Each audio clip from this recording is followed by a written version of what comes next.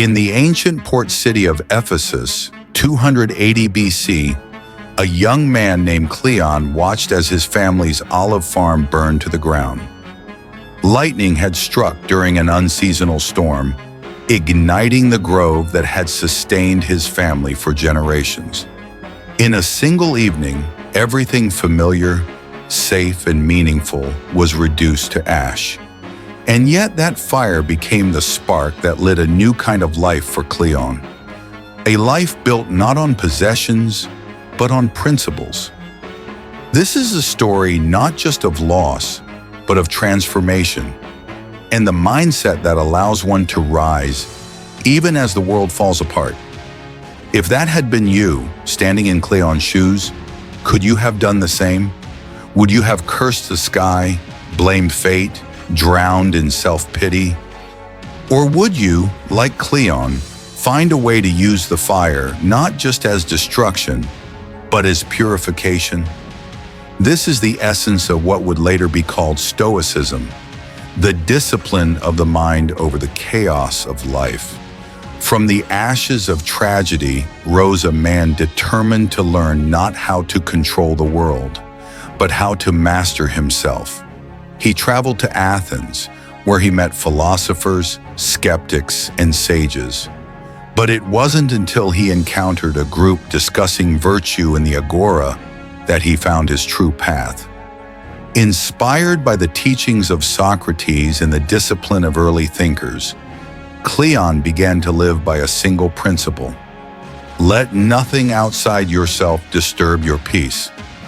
It was not a rejection of emotion, but a refinement of it.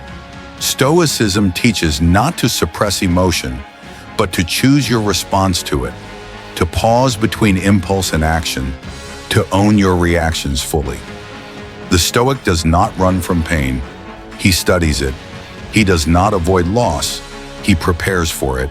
And in doing so, he becomes unbreakable, not because he feels nothing, but because he understands everything.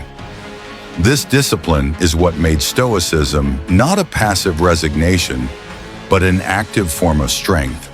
The teachings of Epictetus, the former slave, Seneca, the Roman senator, and Marcus Aurelius, the emperor of emperors, all flowed from the same source. Each Stoic practiced differently, but they all trained the same muscle: the ability to choose reason over reaction. They believed that freedom wasn't found in changing the world, but in changing your perception of it. And that power, that belongs to you and you alone. It requires nothing but intention, no wealth, no status, not even time, which is why Stoicism could be studied by anyone, from a beggar to a king. Cleon became known as a teacher in the streets, helping others face their losses, setbacks, betrayals, and fears. Not with despair, but with clarity. He taught the most profound truth of all, that suffering is only as powerful as the meaning you assign to it. The modern world may seem far from the dusty streets of ancient Greece, but the challenges remain the same. We lose jobs, we get ghosted, we face illness, war, and disappointment. Our ships still sink, our groves still burn. But as the Stoics remind us, none of these are truly within our control. What is within our control is how we respond, what story we choose to write from the ruins. There is a Stoic practice called premeditatio malorum, the premeditation of evils. It asks you to imagine the worst: loss of health, loss of wealth, even loss of life. Not to dwell in fear, but to build armor, to see clearly what is fragile, and prepare your soul to thrive anyway.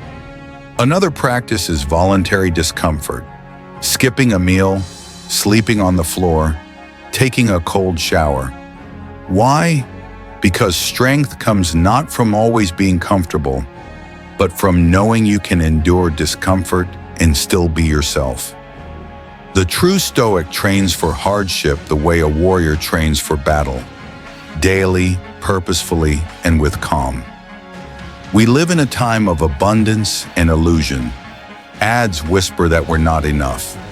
Social media shouts that others are happier, but the Stoic whispers back, I am content because I govern myself. True peace isn't bought. It isn't liked, shared, or followed. It's forged, quietly, repeatedly, through choice. And when you stop depending on things outside yourself to feel good, you become immune to their chaos. Let go of needing to be seen. Let go of needing to be right. Let go of needing to be liked. Cleon let go of his land, his legacy, even his past identity. What he gained instead was a new kind of wealth: freedom. Freedom to respond instead of react, to lead with virtue instead of vengeance. That is the art of Stoicism.